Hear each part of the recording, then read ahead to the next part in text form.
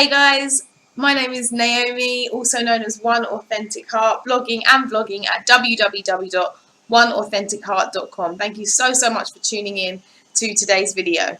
So, it's quite a short reflection today, but just something that's brought me so much joy over the past couple of days, and I really hope that it does for you too. The past couple of days have been quite challenging in various ways. A lot of things surrounding work and different things going on that make me kind of feel quite stressed, and I'm sure that we've all had places, whether that be job related, relational, or financial, whatever it might be, that make us feel a bit stressed, make us feel a bit anxious, worried. And I was reading the Psalms in my reflection, in my Bible in a Year reflection, and I came across just one, in fact half of a verse in one of the Psalms that just allowed me to see things from a different perspective, I suppose I could say. Allowed me to look at things in a way that, rather than grumble and complain, because the Bible tells us not to, be thankful for the things that God has done and is doing. So the Psalm is Psalm 31, and the verse is verse 8. And the start says, "And you have not delivered me into the hand of the enemy." And the second part, which is the bit that I've just been loving, is, "You have set my feet in a broad place." And that has been something that has really encouraged me. And let me just tell you why very quickly. So when I think of narrow, when I think of tight, I think of a struggle. When I think of something that's narrow and imagine a narrow place rather than a broad place, I think of that as something that's not necessarily enjoyable. I think of the London Underground.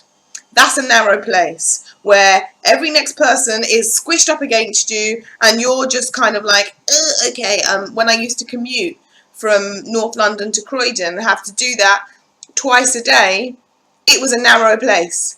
It was quite tight and quite stressful. But then God brought me into a broad place and allowed me to work closer to home. And that's essentially the principle of this broad place. He hasn't delivered us into the hands of our enemy. We might be going through trials and tests and struggles, but we still have our lives. If me recording this video and you watching this video, you're still alive, which means that he has not delivered us into the hands of the enemy, the evil one who wants us to be destroyed. The enemy comes to steal, kill, and destroy, John 10:10. But I have come, Jesus says, that you might have life and life in abundance. And this abundant life looks like a broad place. And it's just been giving me so much joy. That idea that, yes, there are narrow places. Yes, there are difficulties. But what broad place has God brought you in recently? There was some chores and different things going on in the house for me that was just a bit annoying, and it was hanging over my head. I came home from work and my husband had done it. Broad place for me, because it means that there's a little bit of rest and relaxation after work. And I was so thankful to him and to God for that small mercy, you know, that small broad place. Maybe there's been a bigger broad place for you. Or maybe you feel like things are quite challenging at the moment, like I feel. But there are small things that you can be thankful for and say, do you know what, that's a broad place. I had a meeting today at work, and then when I came back from the meeting, my students had written all over the whiteboard this really nice message to me that they just left before they went home. And to me, that was another broad place moment.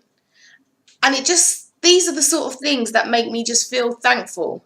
Make me feel as though, yes, there are trials and yes, there are difficulties, but the truth of the matter is that God has not delivered us into the hands of the enemy, and he has set our feet in broad places.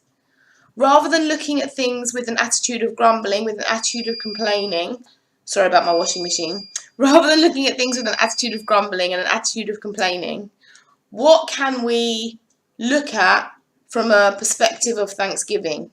What can we look at and say, thank you, God, that you've delivered me into a broad place, that you have set my feet in a broad place. So that's just something to be encouraged by. Psalm 31, verse 8.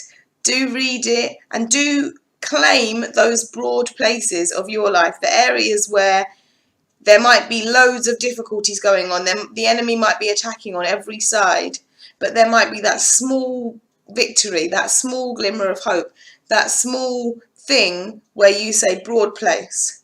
That is God setting my feet in a broad place. I don't feel narrow in this decision. I don't feel closed in and squashed and squeezed at this point in time, because my feet are set in a broad place because of that small mercy. So it's time for me to go and hang my washing up, obviously, as my washing machine is warning me. So thank you so much for tuning in. Remember God's broad place and delight in it, no matter what season of your life you're currently in. Thanks so much for tuning in, guys. God bless.